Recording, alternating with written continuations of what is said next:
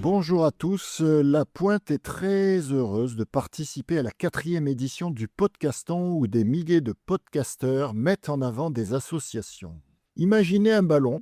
Pour la plupart d'entre nous, c'est un simple accessoire de loisir, mais pour des milliers d'enfants à travers le monde, ce ballon est une école de la vie, un outil de résilience et un moteur de changement social. Bienvenue dans ce nouvel épisode où aujourd'hui nous plongeons dans l'univers de Play International où depuis plus de 20 ans cette ONG pionnière prouve que le sport est bien plus qu'une question de performance, c'est un levier puissant pour l'éducation, l'inclusion et la santé. Qu'il s'agisse de favoriser l'égalité filles-garçons au Sénégal, de faciliter l'inclusion des réfugiés en Europe ou de sensibiliser les écoliers français au handicap, Play International transforme le terrain de jeu en laboratoire de citoyenneté. Pour comprendre comment on peut changer le monde avec un sifflet et une paire de baskets, j'ai le plaisir de recevoir Noélie Agbo, responsable de la communication et de l'événementiel de cette ONG. Bonjour Noélie, merci d'être avec nous.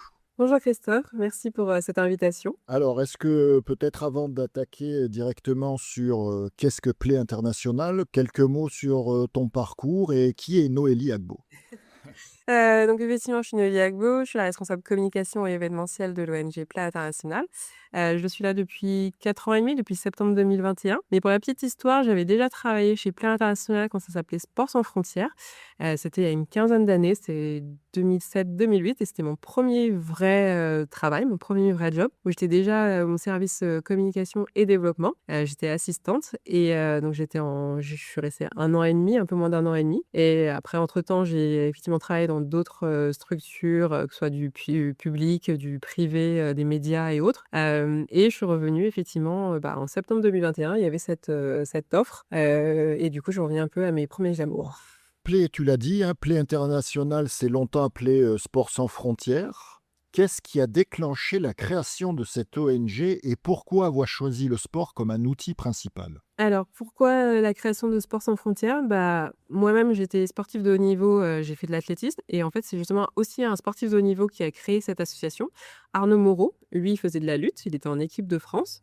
Donc bien sûr, effectivement, lui, il connaissait plutôt le sport, sous le prisme de la performance, vu qu'il faisait de la compétition, mais il savait que on pouvait utiliser le sport d'une autre manière. C'est notamment lors d'un voyage, qu'il avait une compétition, en Europe de l'Est, où il avait vu effectivement des enfants jouer dans la rue, en train de «sniffer» entre guillemets, effectivement, les pots d'échappement et autres. Enfin, pour lui, il avait cette vision-là un peu, du coup, lui, il était un peu privilégié. Lui, il était en déplacement, pour une compétition, donc dans des très bonnes conditions et en même temps, il voyait ce qui se passait dans la rue et par rapport aux enfants et c'est à partir de là, effectivement, qu'il s'est dit qu'il veut faire quelque chose, pour les enfants et avec cet outil qui est le sport. Donc là, évidemment, on utilise le sport comme un outil, donc à des fins éducatives et aussi, pour l'inclusion. Bien sûr, évidemment, on est sur, la promotion du sport pour tous, que ce soit donc, filles, garçons, que ce soit aussi si on a un handicap ou non. On a aussi des programmes par rapport aux réfugiés, donc les populations plus vulnérables. Donc il y a effectivement ce côté, accès, au sport pour tout le monde, quelle que soit sa condition, sociale, géographique, ou autre et aussi, nous, on utilise vraiment le sport comme un outil pédagogique. C'est-à-dire qu'on va en fait créer des jeux. On dit des jeux sportifs où en fait les enfants seront en mouvement et grâce à ces jeux qui sont donc ludiques et grâce à ces séances sportives, on va pouvoir, les sensibiliser à des thématiques de société qui sont parfois un peu abstraites, comme l'égalité filles-garçons, comme effectivement le changement de regard sur le handicap, comme la lutte contre les discriminations. Donc tout ça, on va pouvoir passer des messages grâce au jeu et donc ça peut être plus facile de transmettre effectivement, ces messages, ces valeurs. Mais aussi on va avoir des jeux pour aussi, faciliter les apprentissages. C'est-à-dire qu'avec, des jeux, on peut apprendre à lire, à écrire, à compter et du coup ça facilite effectivement les apprentissages grâce, aux jeux. Donc voilà, c'est assez, général. Voilà comment nous on utilise effectivement, le sport. Mais ça va être aussi des séances pour, prendre, confiance en soi, donc sur les compétences psychosociales, donc sur l'estime de soi, la confiance en soi, l'échange, tout ce qui est communication et autres et donc voilà comment nous on utilise, le sport. C'est pas juste effectivement faire du sport pour faire du sport.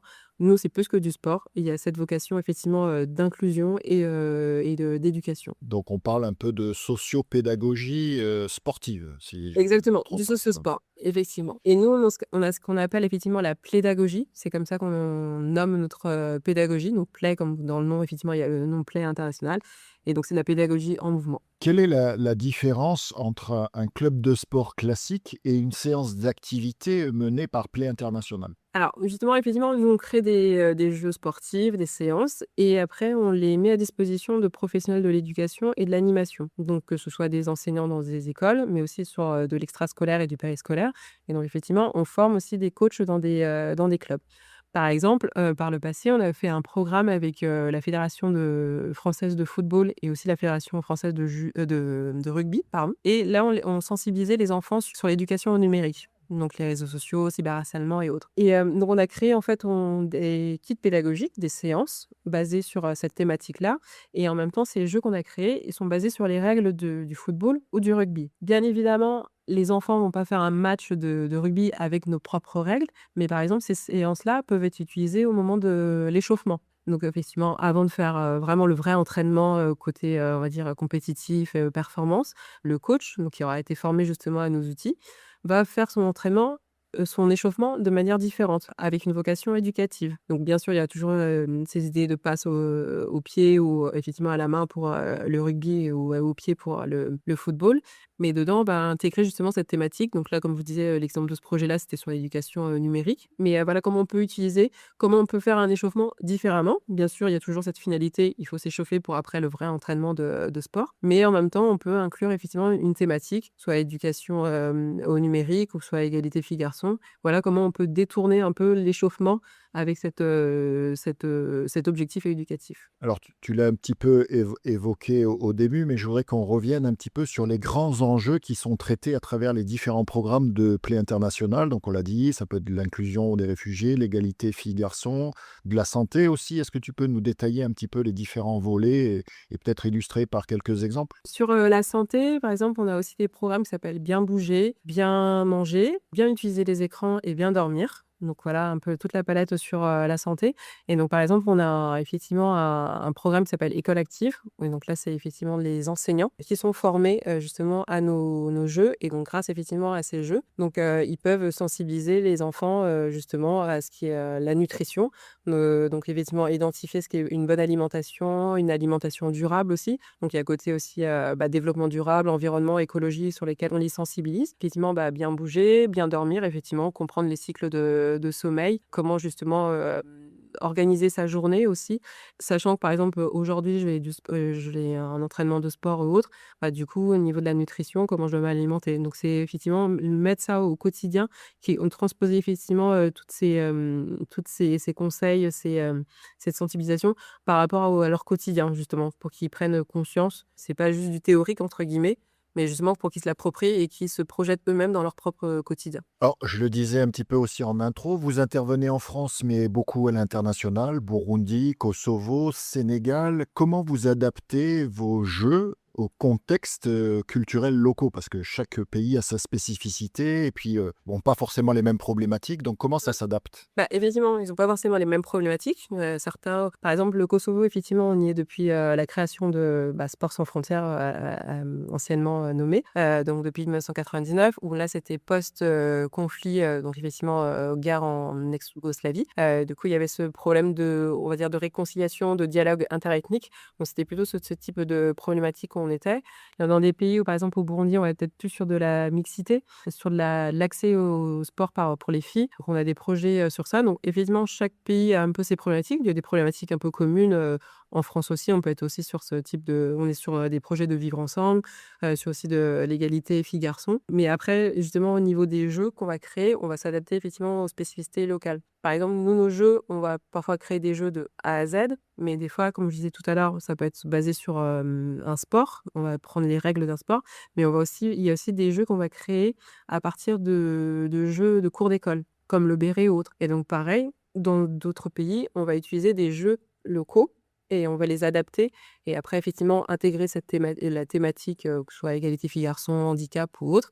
Mais on va se baser sur, justement sur ce processus de pédagogie. On va se baser aussi sur justement des jeux qui existent déjà dans le pays qui sera et de cette manière, ça sera plus facile pour les enfants, pour les enseignants aussi, pour les animateurs et autres, de s'approprier ces outils-là. D'accord. Est-ce que tu aurais une histoire ou un témoignage, d'un jeune, dont le parcours a été transformé par l'un de vos programmes? Par exemple, je me souviens d'un témoignage qu'on avait eu en plus en vidéo d'une jeune, c'était au Burundi, qui avait pas forcément l'habitude de faire, du sport et il y a aussi des fois, un des freins aussi à la pratique sportive, pour, dans certaines régions, souvent aussi c'est la place de la fille, au sein de la société et il y a aussi donc effectivement des fois des réticences de la part des parents et ce qu'on fait aussi dans certains de nos programmes, justement, on inclut cette cellule familiale.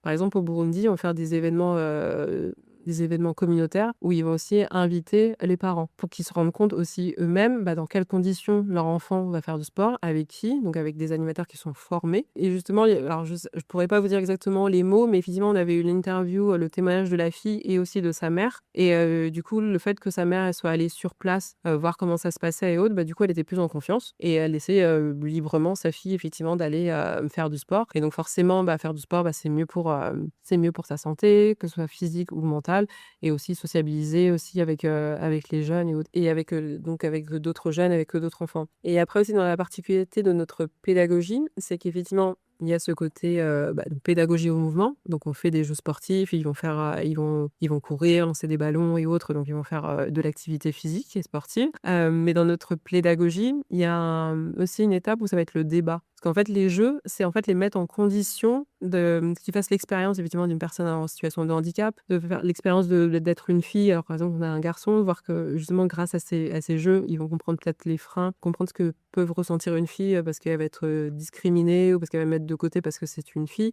Les jeux, en fait, c'est aussi les mettre faire l'expérience effectivement de ce qu'ils ne connaissent pas forcément et justement toujours par rapport à ce quotidien. Après quand justement il y a cette étape du débat, c'est là où ils vont dire qu'est-ce qu'ils ont ressenti pendant le jeu et après, ils vont leur demander par exemple des exemples, oui, est-ce que par exemple l'égalité filles-garçons, vous, qu'est-ce que ça vous fait, à quoi ça vous fait penser dans le quotidien? Donc il y en a qui vont dire: «Ah oui, par exemple, ils le savent pas forcément, mais peut-être que oui, ma maman, elle est moins payée que mon papa».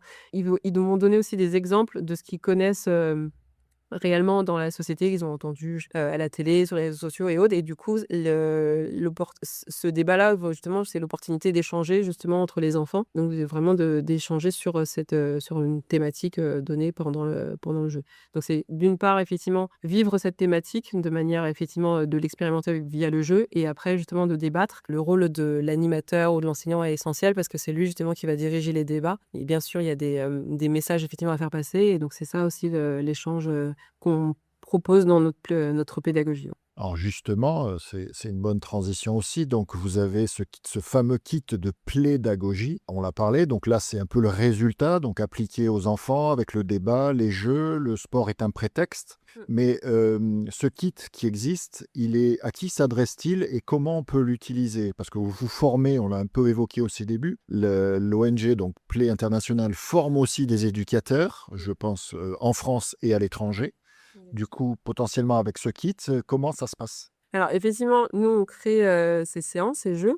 Souvent on parle aussi de co-création, dans le sens où on n'est pas expert dans tous les domaines. On parle effectivement comme par exemple de la nutrition, du coup on a créé des jeux avec, un nutritionniste. Après ça peut être aussi sur le handicap et autres, donc en tout cas on s'entoure aussi, d'autres experts, d'autres, organisations aussi locales. On travaille beaucoup avec les organisations locales et effectivement on n'est pas des milliers d'animateurs, donc c'est pour ça qu'on forme après, des enseignants, des éducateurs, des coachs et autres pour qu'eux, après, puissent déployer ces outils-là et donc nous, ça nous permet de démultiplier, notre impact. Maintenant ces jeux, par exemple, sur notre site internet, il y a une médiathèque pédagogique qui est en libre service, qui est gratuite. Donc n'importe quel, enseignant, coach, animateur et autres peut se connecter, donc sur notre site et télécharger justement, les jeux qui sont référencés selon, différentes thématiques. Donc si c'est plutôt, la lutte contre les discriminations, les violences qui nous intéressent, vous allez avoir une liste de jeux.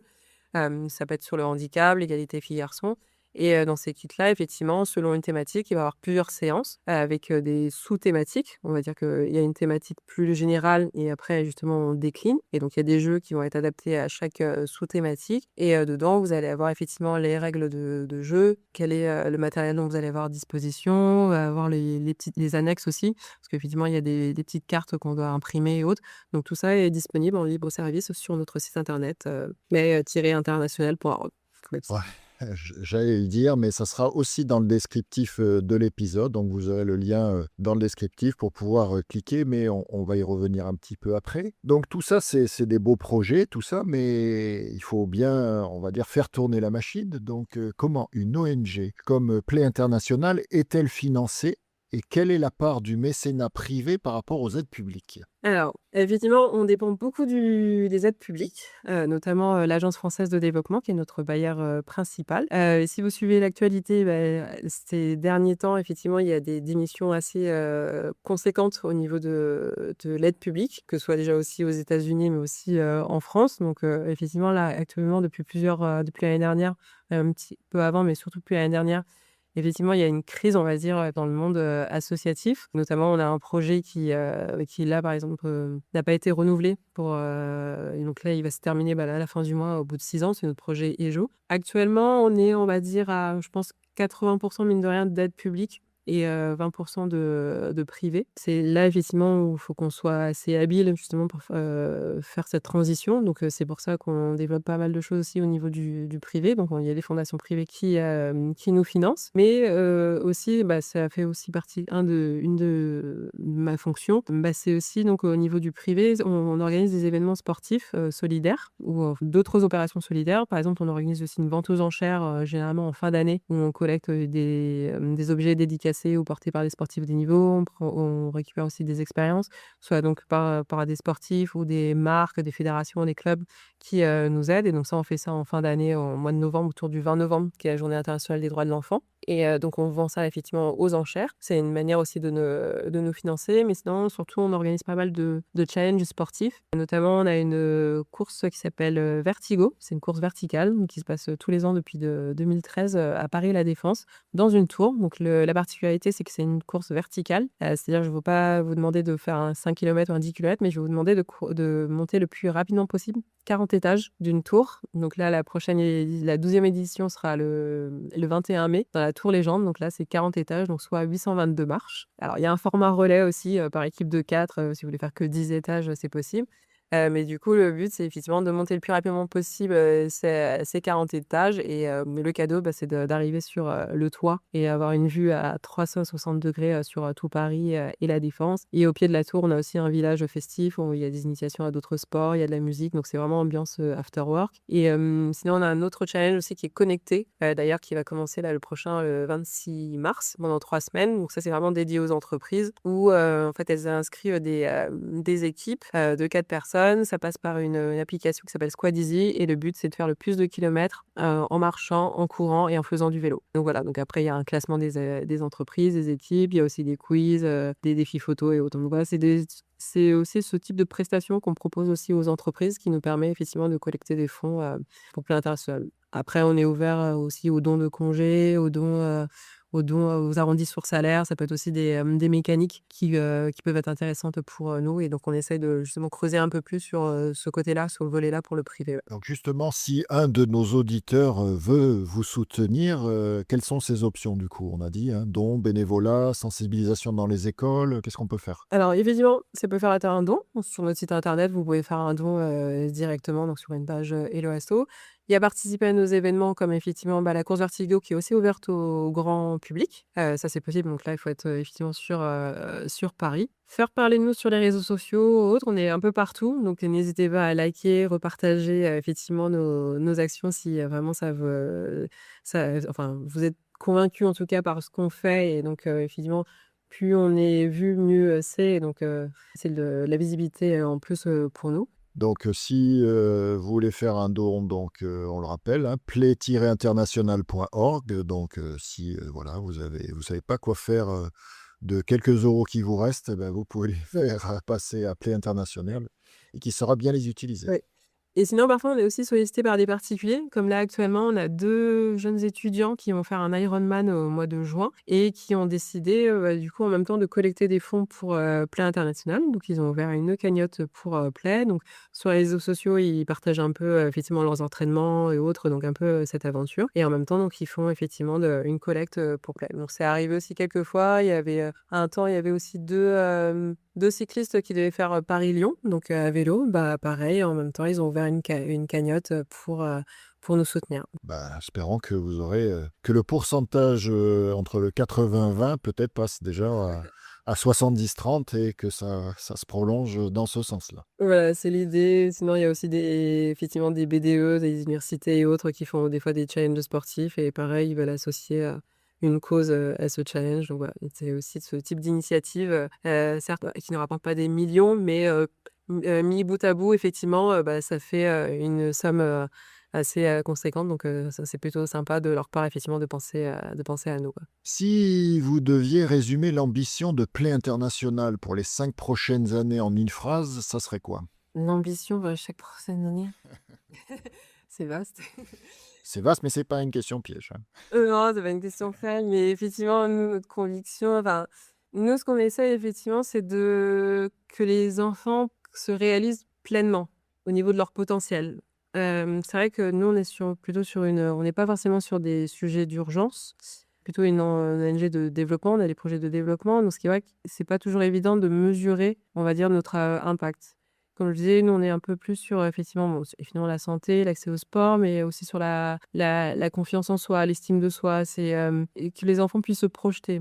Nous, le sport vraiment est vraiment un média, un outil, pour tout ça, pour que les enfants se réalisent pleinement et réalisent pleinement leur potentiel. Donc, dire qu'on va changer le monde, c'est beaucoup trop, «ambitieux» entre guillemets et peut-être prétentieux. Mais c'est vraiment de donner, les outils aux enfants, pour qu'ils deviennent des adultes responsables, éclairés et autres. Et donc on utilise le sport, pas que pour faire du sport, mais vraiment comme un outil. Oui, et c'est pas moi qui vais dire le contraire. Donc le sport, c'est essentiel, on s'en rend compte, on vit des émotions et des rencontres qu'on ne vit que dans le sport. Donc voilà, ça nous tenait à cœur, même si mon comparse n'est pas là aujourd'hui, Frédéric, mais je lui passe un petit coucou. Le sport, c'est important, donc soutenez des initiatives telles que Play International, qui œuvrent pour le sport pour tous dans des pays, des fois, où c'est pas facile de pratiquer, pour des enfants où c'est compliqué. Et on sait que les enfants,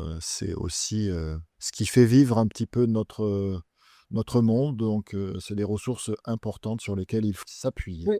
C'est eux les adultes de demain et donc nous, on va vraiment contribuer à leur construction, évidemment dans de bonnes conditions et qu'ils aient vraiment accès, tous aux mêmes, chances malgré effectivement leurs conditions qui peuvent être différentes. Mais voilà, c'est ça. C'est ainsi un petit peu que se termine notre immersion un petit peu au cœur de Play International, hein. Merci Noélie, on l'a bien compris avec toi, que le sport n'est pas qu'une affaire de médailles, c'est aussi un langage universel, on vient de le dire, qui permet de réparer, éduquer et d'unir là où les mots ne suffisent plus et encore plus dans la période que nous vivons actuellement. Merci d'avoir répondu à cette invitation. C'était un plaisir, surtout merci effectivement pour cette, opportunité que tu nous donnes effectivement pour faire, rayonner encore plus, nos actions. J'espère que voilà, il y aura plein de dons ou plein de participations de gens qui auront envie de découvrir Play International et qui contribueront au développement du sport pour la jeunesse. Et voilà, donc fin de cet épisode dans le cadre particulier du podcaston. S'il vous a plu, n'hésitez pas à vous rendre sur www.podcaston.org. Je mettrai aussi le lien dans la description pour découvrir d'autres milliers d'associations à travers la voix et le talent de super podcasteurs et podcasteuses. Plein de belles initiatives à soutenir et à notre petit niveau, on a essayé de mettre le focus sur Play International avec Noélie qui a bien voulu répondre à ces quelques questions. Merci encore. Merci, à très bientôt, au revoir. Au revoir. N'hésitez pas à nous laisser vos commentaires. Si l'épisode vous a plu, vous pouvez noter l'épisode, le partager et pour ne pas manquer les prochains, pensez à vous abonner. À très vite sur La Pointe.